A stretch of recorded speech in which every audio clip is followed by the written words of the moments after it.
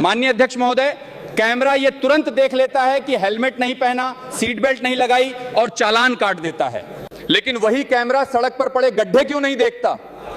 महोदय, क्या तकनीक सिर्फ जुर्माना वसूलने के लिए ही है? अगर आप मेरी बात से सहमत हो तो फॉलो करके शेयर जरूर करें। भैया, कोई भी काम छोटा बड़ा नहीं होता है। कुछ समय पहले एक व्यक्ति स्टेशन पे चाय बेचता था। अच्छा। और आज उसका तरक्की देखिए, चाय बेचते बेचते पूरा देश बेचने लगा। भैया, जिस हिसाब से ईरान इजराइल पे हमला कर रहा है, उस हिसाब से डर तो हमें इस बात का लग रहा है कहीं अंधभक्तों की माँ विधवा न हो जाए। वो कैसे? आप खुद देख लीजिए। Israel is their fatherland and India their motherland। भाई, चाय वाले को चाय बेचते किसी ने नहीं देखा, लेकिन ये सब कहेंगे कि हाँ भाई बंदे ने चाय बेची है। लेकिन देश बेचते पूरा देश देख रहा है, लेकिन ये कोई नहीं कहेगा हाँ बंदे ने देश भी बेचा है। माननीय महोदय, अगर कोई व्यक्ति जेल में बंद है तो वो वोट नहीं डाल सकता, लेकिन नेता जेल में रहते हुए चुनाव लड़ सकता है। ये कैसा गजब का कानून है? अगर आप मेरी बात से सहमत हो तो फॉलो करके शेयर जरूर करें। माननीय अध्यक्ष महोदय, सरकारी नौकरी एक को मिलती है, लेकिन फीस 1 करोड़ बच्चों से वसूली जाती है। अगर नौकरी नहीं दे सकते तो बेरोजगारों का पैसा रिफंड क्यों नहीं करते? सरकार विद्यार्थियों के पैसों से अपना खर्चा क्यों चला रही है? और कांग्रेस में लाख बुराइयां, लेकिन उन्होंने विदेश में जाकर मुजरा नहीं किया। देश को प्रधानमंत्री चाहिए, छमिया नहीं।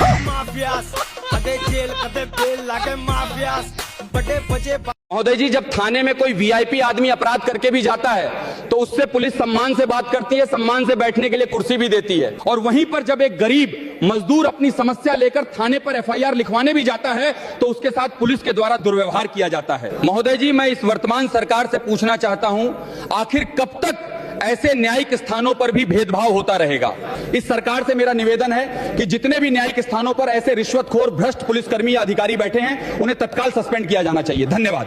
आखिर इतना महंगा पेट्रोल डीजल खरीद के कौन संतुष्ट हो रहा है? इस देश के गरीब लोग या फिर सरकार के चहेते धन्ना से? जिंदा रहते हुए जनता से हर चीज पर टैक्स वसूलने वाली ये सरकार कम से कम मरने पर तो लोगों को बख्श देती, लेकिन नहीं, वहां भी लूटना है। अंतिम संस्कार के सामान, अगरबत्ती, धूप बत्ती, केवड़ा जल, चंदन पाउडर, जौ और कफन तक पर टैक्स लेने वाली ये सरकार किस मुंह से खुद को मध्यम और हितैषी बताती है? बहुत कम बोलने वाले डॉक्टर मनमोहन सिंह ने बहुत ज्यादा बोलने वाले प्रधानमंत्री जी को जब देश की बागडोर सौंपी थी तो $1.58 का था, आज 85 से 87 के बीच में झूल रहा है। इन दिनों रुपए की अहमियत गिरती है तो न तो देश की प्रतिष्ठा गिरती है, न प्रधानमंत्री की गरिमा। जिस देश में 80 करोड़ लोगों को 5 किलो राशन के लिए कतारों में लगना पड़ता हो, उस देश में यह सरकार 12 लाख तक के टैक्स न लेने के लिए अपनी पीठ थपथपा रही है। हुकूमत इस कदर आवाम पर एहसान करती है, ये आंखें छीनती है और चश्मे दान करती है।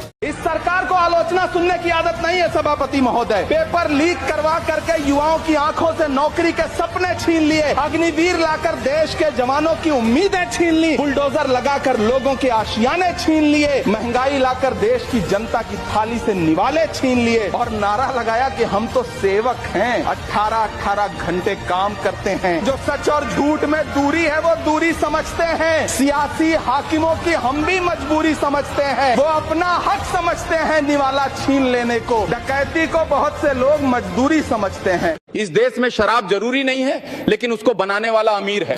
इस देश में सिगरेट जरूरी नहीं है, लेकिन उसको बनाने वाला अमीर है। इस देश में भोजन जरूरी है, लेकिन उसको बनाने वाला गरीब है। नशा बिकता है, देश चलता है।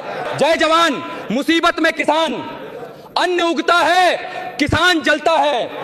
सरकार जनता से वसूल रही है बीजेपी से दिल लगाई पर टैक्स। जगने पे टैक्स, सोने पर टैक्स, हंसने पर टैक्स, रोने पे टैक्स, खाने पे टैक्स, पीने पे टैक्स, बच्चों की पढ़ाई पे टैक्स, बुजुर्गों की दवाई पर टैक्स, फसलों की बुआई पे टैक्स, ट्रेन और यात्रा हवाई जहाज पर टैक्स, खरीदने पर टैक्स, बेचने पे टैक्स, फैलने पे टैक्स, समेटने पे टैक्स, सड़क पे टैक्स, आसमान पे टैक्स, गाड़ी पे टैक्स, मकान पे टैक्स, सपनों पर टैक्स, अरमान पे टैक्स, खुशी पर टैक्स, मुस्कान पर टैक्स, दिन रात की गाड़ी कमाई पर टैक्स, किताब पर टैक्स, स्याही पर टैक्स, सब्जी पर टैक्स, मिठाई पर टैक्स। हम लोग एक ही चीज पर न जाने कितनी बार टैक्स भरते हैं। जैसे कि जब आप पैसा कमाते हैं तो इनकम टैक्स भरते हैं, उस इनकम से आप गाड़ी खरीदते हैं तो गाड़ी खरीदने पर जीएसटी देते हैं, जब गाड़ी खरीदते हैं तो रोड टैक्स भी सरकार आपसे वसूलती है, फिर रोड डेवलपमेंट सेस भी आपसे लेती है। अब आप मोटर इंश्योरेंस भी कराएंगे गाड़ी का तो उस पर भी जीएसटी लेती है, और उसके बाद आप जब पेट्रोल या डीजल भरवाएंगे उस पर भी सेस और वैट लेती है, और अंत में जब आप अपनी गाड़ी को सड़क पर चलाएंगे तो टोल टैक्स के नाम पर जनता से पैसा वसूलती है। आज देश को आधार कार्ड की नहीं उधार कार्ड की जरूरत पड़ रही है। हर घर बेरोजगार, यही है आज की भाजपा सरकार। जीएसटी लगा लगा के इन्होंने अमीरों को अमीर और गरीबों को गरीब करने का काम किया। आटा, दाल, चावल, दूध, दही, सबके रेट आज स्काई रॉकेटिंग है सर, आसमान छू रहे हैं। वादा किया था सर आय बढ़ाने का, आय तो बढ़ी नहीं, महंगाई बढ़ गई। मैं कहना चाहूंगा कि ये सरकार आप सबको गरीब कर रही है। गरीब सिर्फ वो नहीं सर जो सड़क पे कटोरा लेकर भीख मांग रहा है, हम सब गरीब हो रहे हैं। गरीब इसलिए हो रहे हैं कि हमारी आमदनी नहीं बढ़ रही, लेकिन महंगाई बढ़ती जा रही है। महंगाई का आलम देखिए सर, 2014 में जब ये सरकार बनी थी तो पेट्रोल 55 रुपए प्रति लीटर पे बिकता था, आज पेट्रोल 100 रुपए प्रति लीटर पे बिकता है। डीजल 45 लीटर पे बिकता था, 45 रुपए प्रति लीटर, वो डीजल आज 90 रुपए प्रति लीटर पे बिक रहा है सर। एक गैस का सिलेंडर 400 रुपए का मिलता था बाजार में 2014 में जब इनकी सरकार आई थी, आज वो गैस का सिलेंडर 1100 रुपए का हो गया सर, 1100 रुपए का। दूध, देश ये कैसा बनाया आपने, लूट कर पैसा बनाया आपने। देखिए जलते दिए भी बुझ गए, अजब दीपक राग गाया आपने।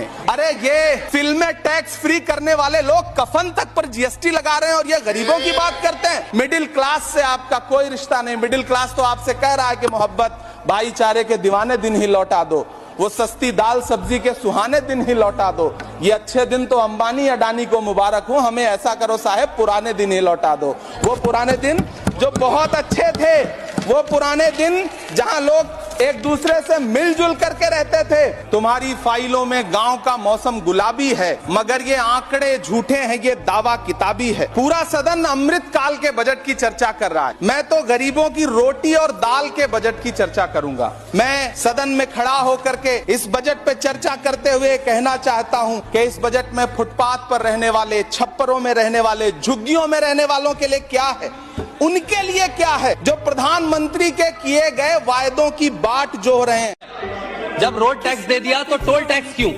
जब हमने कमाने पर इनकम टैक्स दे दिया तो खर्च करने पर जीएसटी क्यों? महोदय जब बैंक में एफडी रखे उसके ब्याज पर भी इनकम टैक्स क्यों? कमाओ तो टैक्स, खर्च करो तो टैक्स, बचाओ तो टैक्स। आम नागरिक दब रहा है महोदय। हुआ लश्कर का भरम देख रहे हैं और जिल्ले इलाही के करम देख रहे हैं। ताकत का नशा अक्ल पे हावी है तुम्हारी, तुम देख न पाओगे जो हम देख रहे हैं। सभापति महोदय अपने शीश महलों में बैठे हुए सरकार के सांसद और मंत्री कह रहे हैं कि महंगाई कम हो रही है। संसद की कैंटीन से बाहर निकल करके एक चाय का कप खरीदिए, तब समझ में आएगा कि महंगाई कम हो रही है या बढ़ रही है। किसी एक दिन अपनी किसी मजदूर की तरह अपनी दिन भर की दिहाड़ी लेकर के बाजार जाइए और अपने बच्चों के लिए राशन खरीदिए, तब पता चलेगा कि महंगाई कम हो रही है या नहीं हो रही है। यहाँ बैठ करके बड़ी बड़ी बातें करना आसान है। ये चूनर धानी धानी भूल जाते, ये पुरवा की रवानी भूल जाते, जो आकर 4 दिन गांव में रहते तो सारी लंतरानी भूल जाते।